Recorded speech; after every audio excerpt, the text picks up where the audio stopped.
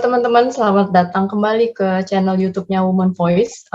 Kita kali ini kedatangan um, dua pembicara, ada Astrid dan atau Acit dan ada Mas Tejo. Dalam 3 hari ke depan kita akan lebih dalam membicarakan tentang HAM dan perempuan pengguna nafsa. Gue akan perkenalkan satu-satu dulu pembicaranya. Yang pertama itu Astrid atau yang biasa akrab dipanggil Acit.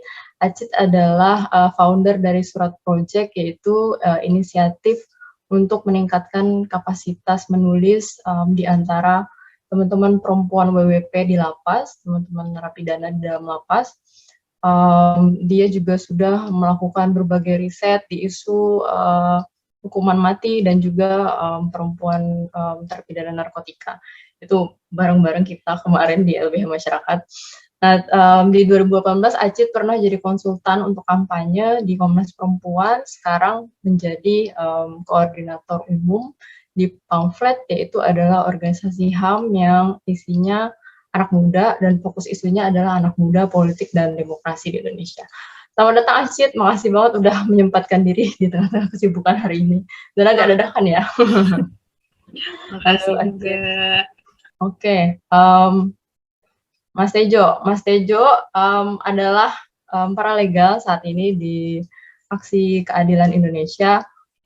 Sekarang adalah koordinator bantuan hukum di Aksi. Beliau sudah lama sekali memberikan bantuan hukum terhadap teman-teman pengguna nafsa.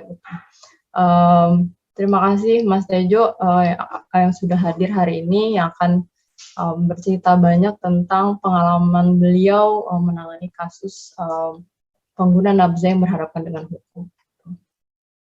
Terima kasih Inta. Ya, oke. Gue Arinta, saat ini program manager di Aksi Keadilan Indonesia.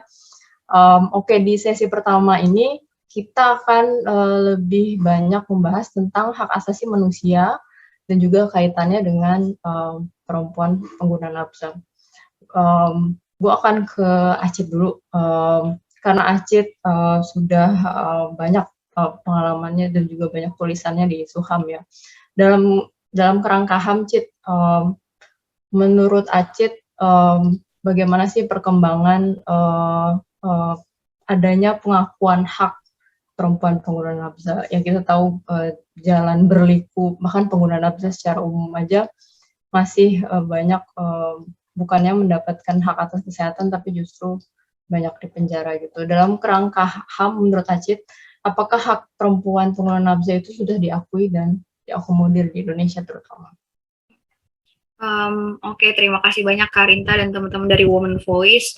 Sebelumnya mungkin untuk jawab pertanyaan Karinta, aku mau klarifikasi dulu kalau aku belum pernah riset hukuman mati, itu kayaknya risetnya Karinta. Paling aku bantu riset di kematian warga binaan di lapas dan rutan gitu. Jadi nanti disangkanya expert ya kan, padahal bukan.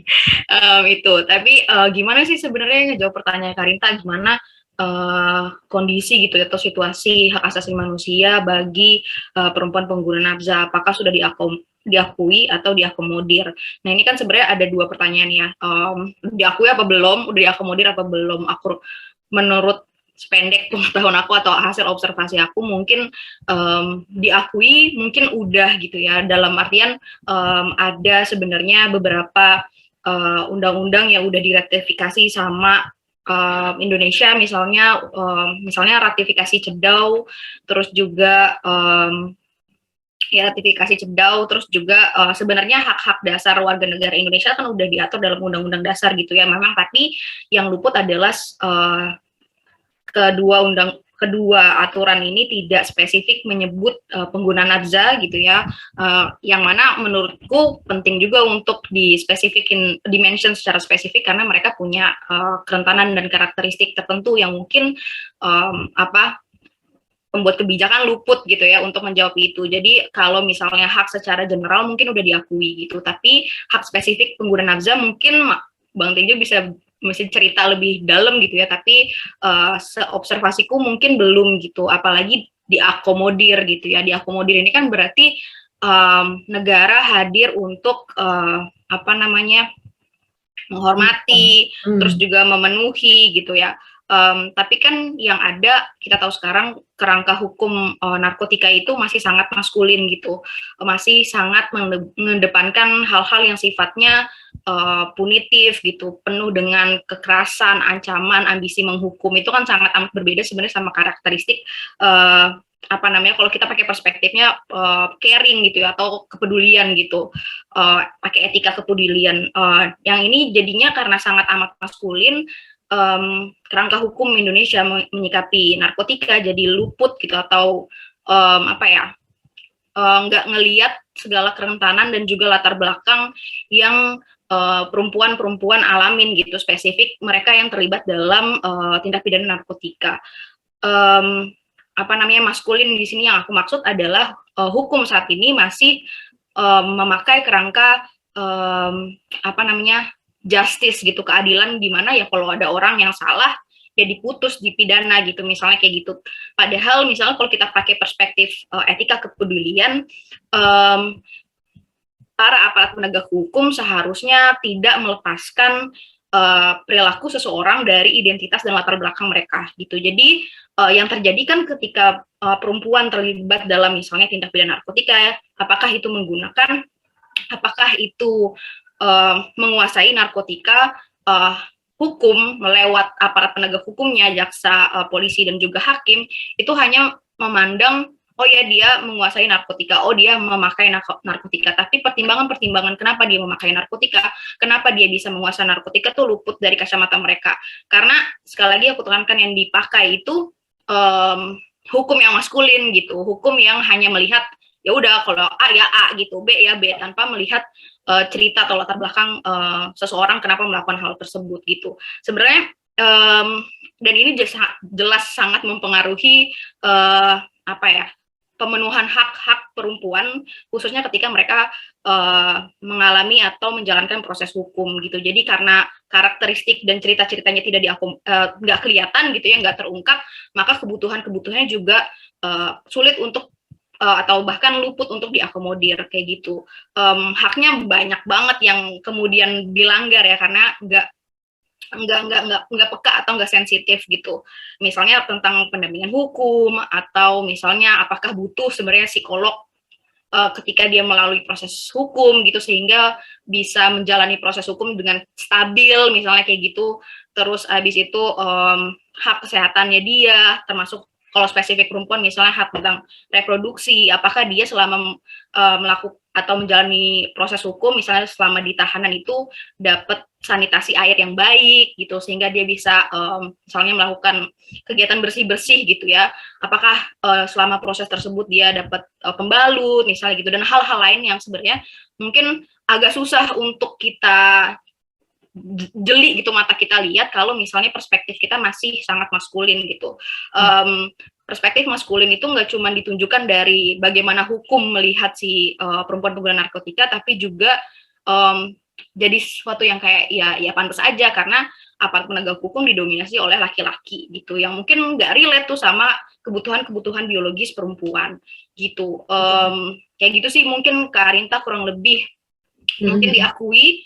Oke, tapi secara general apa namanya? Tapi kalau misalnya diakomodir, aku justru meragukan itu sih, gitu. Senang banget bisa dengar Ajit ngomongin etika kepedulian ya. Ini ilmu baru banget. Jadi sepakat banget bahwa seemingly netral policy gitu ya, terlihat netral, terlihat baik untuk semua, justru tidak mengakomodir seperti yang Acit bilang bahwa ada kerentanan gitu. Mungkin boleh jelasin dikit aja Acit ke teman-teman di sini, kira-kira kenapa penting membicarakan HAM dalam isu perempuan pengguna narkoba? Iya, penting gitu ya, karena aku termasuk orang yang percaya HAM itu ya berlaku buat semua gitu. Bahkan aduh ini mungkin agak sensitif ya, bahkan ada yang bilang bahwa pelaku genosida di suatu negara aja itu masih perlu di-fulfill haknya gitu ketika menjalani proses hukum. Apalagi ketika berbicara tentang perempuan pengguna narkotika yang kita tahu sebenarnya adalah korban dari sistem yang bobrok gitu, sistem yang merugikan banyak kelompok miskin gitu, termasuk pasti perempuan kan layer lebih dalam gitu ya, sehingga dia harus mencari jalan keluar misalnya untuk mencari nafkah, menghidupi keluarganya, terus habis itu bahkan untuk menghibur diri, ibaratnya gitu.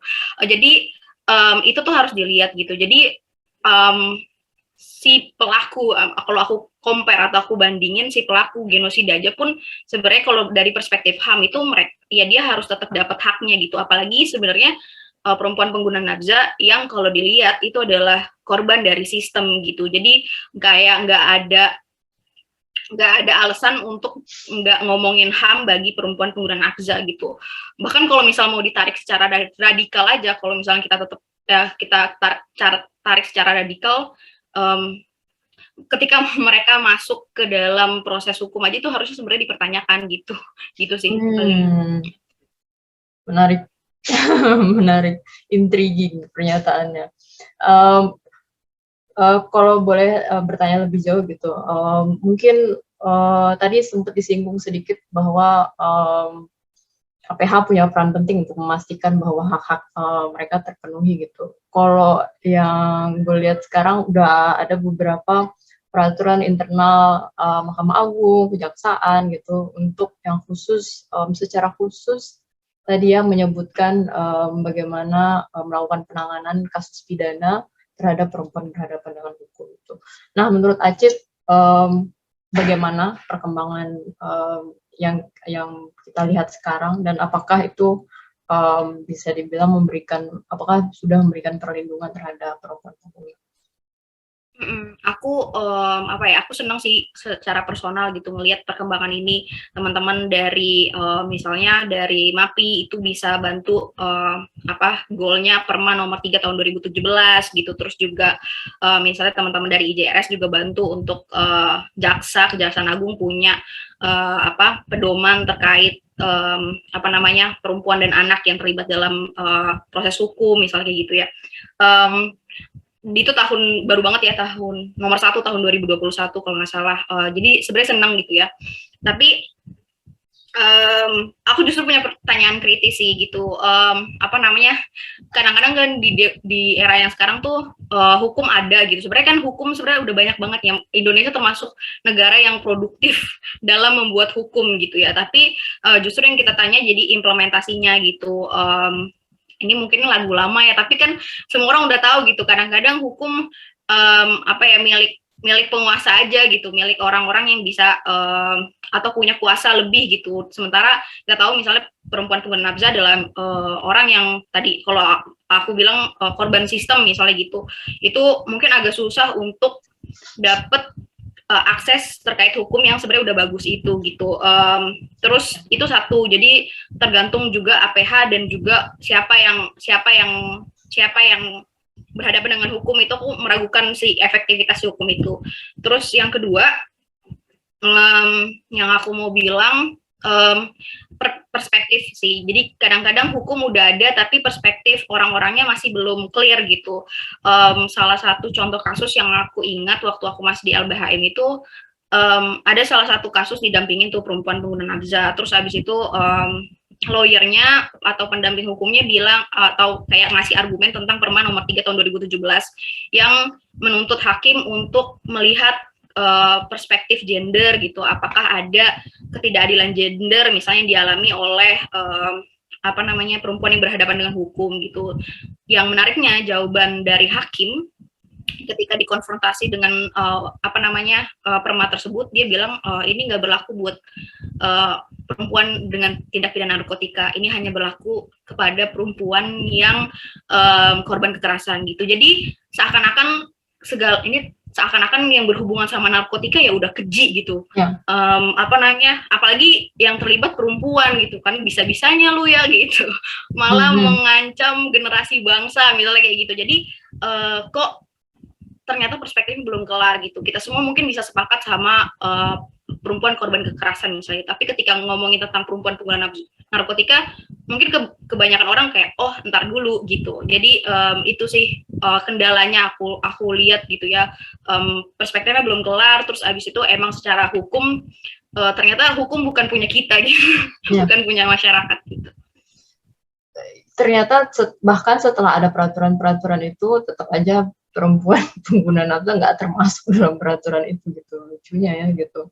Oh ya, ngomongin apa implementasi jadi ingat karena pernah di Komnas Perempuan juga kemarin belum keluar kayaknya laporannya melakukan uji implementasi studi untuk melihat implementasi Perma 3 2017, termasuk Mahkamah Agung katanya juga akan mengeluarkan secara terpisah, mereka akan mengeluarkan. Jadi kita tunggu lah ya. Oke, makasih Ajit. Aku akan ke Mas Tejo.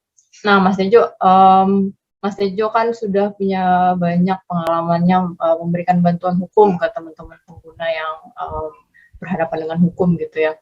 Nah, yang Mas Tejo tahu khususnya untuk perempuan pengguna, kita kan lagi ngomongin HAM. Nah, hak-hak apa saja yang Mas Tejo tahu tuh sering sekali perempuan ini dilanggar haknya gitu berdasarkan apa yang Mas Tejo lihat, dan menurut Mas Tejo apa sih kekhususan dari isu perempuan pengguna nafsa dibanding laki-laki? Oke, selamat siang, terima kasih Rinta, thank you Acit, cukup dalam juga. Pengalaman kami ya, kalau di isu kasus yang korbannya itu adalah perempuan memang cukup kompleks ya, cukup kompleks dalam arti di sini banyak pada saat proses penangkapan itu tidak disertakan dalam penggeledahan ya. Dalam penggeledahan itu kadang-kadang teman-teman setelah kita ngobrol mereka itu tidak pada saat penggeledahan tidak digeledah oleh polisi perempuan, dan di situ ada kekerasan seksual ya yang dilakukan oleh oknum aparat penegak hukum dalam proses penggeledahan itu banyak yang bercerita tentang hal tersebut. Terus karena kalau kita ngomongin di undang-undangnya sendiri kan juga nggak ada pembeda antara laki-laki dan perempuan, jadi memang hampir semuanya diberlakukan sama. Cuman banyak juga teman-teman itu juga yang mendapatkan kekerasan fisik. Itu terjadi di tahun awal-awal 2009 waktu saya masih di Jawa, di Jogja dan di Solo, itu masih sering mendengar cerita perempuan juga ikut ditampar, dipukul. Tapi sampai di tahun-tahun 2017 ke sini hampir nggak kedengaran lagi kekerasan-kekerasan yang dialami oleh teman-teman perempuan. Itu berdasarkan laporan yang masuk ke kami, nggak tahu kalau di luaran sana.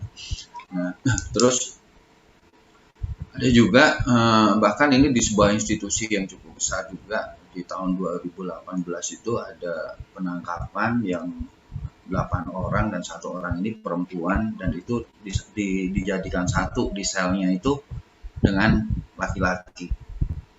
Biasanya kalau menurut pengalaman saya waktu saya di penjara di 2009 sama 2013 itu memang ada tetap di selnya itu tetap di sel narkotika, cuman ada 2 ruangan yang memang dikhususkan untuk perempuan, dan di sini juga sering terjadi juga pelecehan, bahkan bukan dari oknum penjaga di rutan tersebut, tapi juga dari teman-teman sesama tahanan juga. Nah, sebenarnya baiknya kan ini memang harus dipisah ya, karena memang cukup mengganggu. Tapi kemarin waktu saya di salah satu kantor polisi yang ada di Bogor, itu saya lihat juga masih ada juga sel tahanannya masih satu, walaupun beda kamar, masih di satu tahanan di di sel tahanan kantor polisi. Terus sebenarnya kalau ngomongin masalah korban sih, saya lebih kadang-kadang tuh lebih sedih ya, lebih melihat ketika bukan korban secara langsung, bukan mereka pecandunya pengguna perempuannya, tapi justru malah dari pasangannya ya. Jadi contoh kasus yang sering kami hadapin di aksi itu adalah ketika datang pasangan atau orang tua dari si pecandu yang ditangkap ini, pengguna narkotika yang ditangkap ini. Nah, justru mereka itu yang sebenarnya harus membutuhkan membutuhkan banyak konseling dan lain sebagainya karena mereka itu benar-benar stres, dan kami kadang-kadang sebagai laki-laki itu bingung harus ngadepinnya gimana. Dan ini cukup banyak karena memang rata-rata yang datang ke kami itu pasangan atau orang tua, dan di sini ibu. Kalau bapak nggak begitu, kami udah siap lah kalau ketemu sama lelaki, tapi ketika kami berhadapan dengan seorang ibu dari pengguna narkotika yang tertangkap, ini habis benar-benar harus ada penanganan khusus, harus ada yang karena juga kita juga nggak bisa, kami nggak bisa untuk bisa masuk ke area-area yang spesifik ya terkait dengan perempuan. Jadi makanya bantuan dari teman-teman para legal perempuan itu cukup kami butuhkan di area ini. Gitu, tak. Ya, makasih banyak Mas Tejo sharingnya. Ternyata memang apalagi kalau lihat langsung kasusnya ya, betapa mirisnya mendengar pengalaman langsung dari teman-teman ini yang mendapatkan kekerasan, bahkan kekerasan seksual dari aparat penegak hukum, dan juga ternyata secara tidak langsung mungkin istri dari pengguna nafza dan juga ibu itu juga perempuan terdampak secara tidak langsung atas pengguna nafza yang dipenjara. Untuk sesi ini kita sampai di sini dulu. Kita akan lebih banyak ngobrol sama Mas Tejo dan Acit, Mas Tejo terutama di sesi selanjutnya, karena kita akan banyak ngomongin kasus perempuan pengguna nafza berhadapan dengan hukum. Jadi tetap nonton di video berikutnya. Jangan lupa like dan subscribe dan komen di channelnya Women Voice. Sampai ketemu besok.